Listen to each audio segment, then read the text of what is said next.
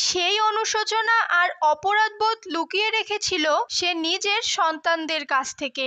এই কথাগুলোর মাঝেই সন্ধ্যা গাঢ় হতে থাকে। সূর্যের শেষ আলো ঘরের জানলা দিয়ে ঢুকছে, আর সেই আলোয় দেখা যায় মহিলার ছায়া এবার ঘরের ভেতরে ঢুকে পড়েছে। ঘরের সব জিনিস ছিটকে পড়ে, আলমারি, চেয়ার, পুতুল সব ছুঁড়ে ছুঁড়ে পড়তে থাকে। এনি তখন ছায়ার হামলার লক্ষ্যবস্তু হয়ে পড়ে। টেইলর বুঝতে পারে এই মহিলার ছায়ার মাধ্যমেই ঘরে প্রবেশ করছে।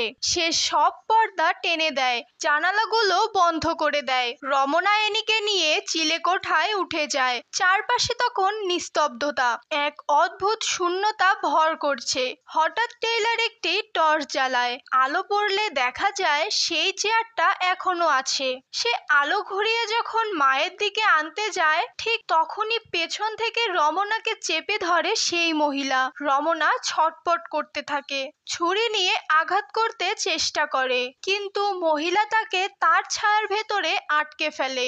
রুমের এক কোণ থেকে ওই মহিলা আবারও বেরিয়ে আসে, এনির দিকে এগিয়ে যায়। এনি দেখে এই মহিলা যেন তার মায়ের রূপে সামনে দাঁড়িয়ে আছে। সে এসে এনিকে জড়িয়ে ধরে, আর ধীরে ধীরে তারা একসঙ্গে মিশে যায় একটি কালো ধোঁয়ায়।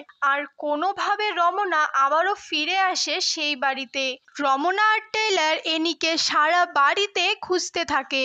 এনিকে খুঁজতে খুঁজতে রমনা পৌঁছায় ডেভিডের সিন্দুকের কাছে। হঠাৎ তার নজর পড়ে যায় সিন্দুকের ভেতরে একটি সুড়ঙ্গ পথ। সেই পথ থেকেই যেন এনি তাকে মা বলে ডাকছে।